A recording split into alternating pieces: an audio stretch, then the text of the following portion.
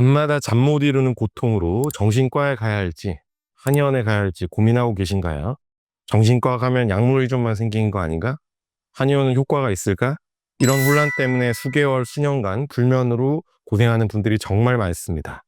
하지만 실제 임상에서 보면 정신과 치료와 한의학 치료를 함께 받은 불면증 환자들이 약물 의존 없이 더 좋은 결과를 보이는 경우가 아주 많습니다.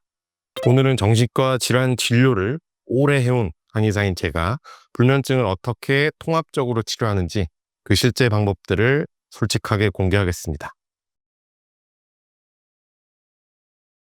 안녕하세요. 불면증 완치연구소 주성환 원장입니다. 많은 분들이 불면증 치료에서 서양의학과 한의학 중 하나를 선택해야 한다고 생각하시는데 실제로는 두 의학의 장점을 결합했을 때 가장 좋은 결과를 얻을 수 있습니다.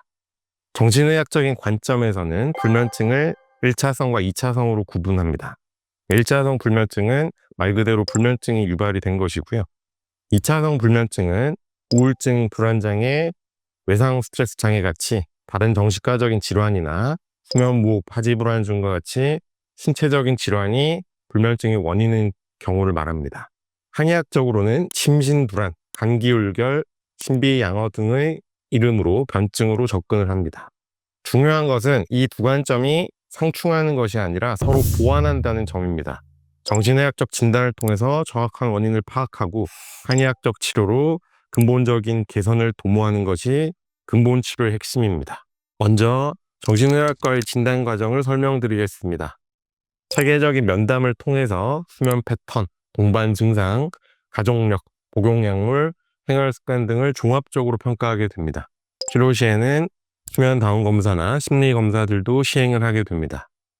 한의원에서는 변증이라는 걸 주로 시행을 합니다. 환자의 체질이나 맥상, 설진, 복진 등을 종합해서 환자분의 불면의 한의학적인 원인을 파악하는 것입니다. 예를 들어 스트레스로 인한 감기울결, 즉 간의 기운이 막혀서 순환되지 않는 형태의 불면증은 정신과적인 진단으로는 불안장애와 연관이 됩니다.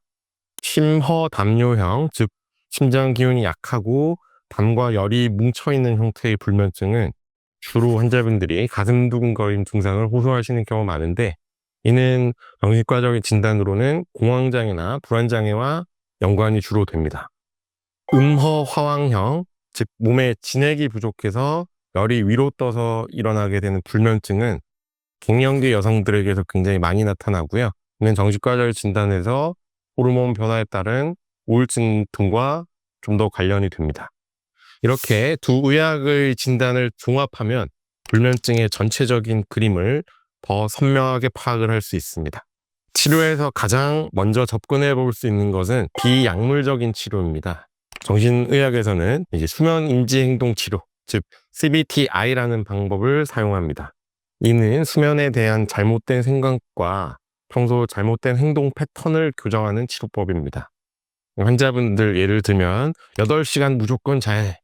오늘도 못 잘 것 같아. 그 밤이 무서워. 이런 생각을 수면 자체가 개인차가 있고 짧아도 깊은 잠이 중요하기 때문에 수면 시간이 절대적으로 중요하진 않다. 이런 생각으로 바꿔줍니다. 때문에 잠이 안 올 때는 침대에서 뒤척이면서 시간을 낭비하지 마시고 15분 정도 있다가 일어나서 다른 활동을 하도록 지도를 하게 됩니다. 한의학적으로는 침치료, 생활지도 등을 안내를 드립니다. 안면혈, 풍지혈, 삼음교혈 같이 수면과 관련된 혈자리에 침을 놓아서 심신을 안정시키는 치료 방법을 쓰게 되는 것입니다. 증상이 조금 더 심해 약물 치료가 필요한 경우에는 한약 치료와 정신과 협진을 통해서 단계적으로 접근을 할 수 있습니다. 처음에는 한약 위주로 시작을 해서 이게 효과가 부족하게 되면 정신과에 의뢰해서 약물 치료를 병행하는 방식으로 치료를 진행하게 됩니다. 제 임상 경험상 양약 단독 치료하는 것보다 한약과 침 치료를 병행했을 때 더 좋은 효과를 보이는 경우가 훨씬 더 많았습니다. 그럼 스트레스 관리와 심리 치료에 대해서 말씀드리겠습니다. 스트레스 관리는 불면증 치료에서 핵심적인 부분입니다. 정신의학적으로는 인지행동 치료, 마음챙김 치료, 이완요법 등을 사용합니다. 이때 인지 왜곡을 교정하는 것이 무엇보다 중요합니다. 앞서 말씀드렸지만 완벽하게 잘 자야 한다. 못 자면 내일 망친다. 이런 강박적인 생각을 적당히 자도 괜찮다. 한두 번 못 자는 것은 지극히 자연스럽다. 이렇게 생각을 바꾸도록 유도를 하는 것입니다. 한의학적으로는 칠정상, 즉 감정과 관련된 불균형을 조절하는 치료를 합니다. 과도한 기쁨이나 분노, 우울, 걱정, 슬픔, 놀람, 두려움 이런 모든 감정들이 불면의 원인이 될 수 있습니다. 특히 한국인들은 화병이 굉장히 많은데요. 이 억압된 분노와 스트레스가 원인입니다. 이런 경우 정신의학적으로는 분노 조절에 관한 치료를 하고요. 한의학적으로는 간기를 소통시키는, 즉 막힌 간의 기운을 뚫어주는 치료를 병행합니다. 치면 위생교육은 정신의학과 한의학이 공통으로 중요하게 여기는 부분입니다. 하지만 접근 방식에는 약간의 차이가 있습니다. 정신의학적으로는 수면 일지를 작성해서 객관적인 데이터를 바탕으로 개선점을 찾습니다. 잠자리에 드는 시간, 실제 잠든 시간, 중간에 깨는 수, 기상 시간 등을 정확하게 기록합니다. 이런 데이터를 토대로 뭘 바꿔야 되는지 찾아보는 것이죠.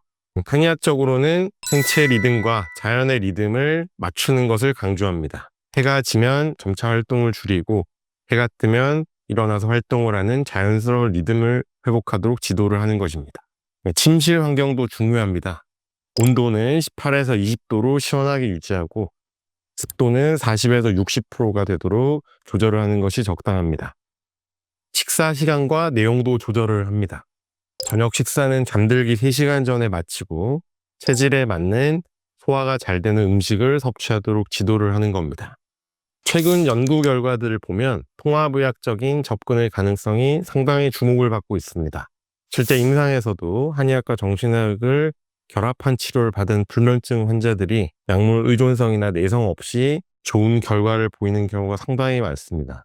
일반적으로 수면제 치료는 복용을 하고서 잠을 자더라도 중단하게 되면 반동성 불면이 생기는 경우가 상당히 많습니다.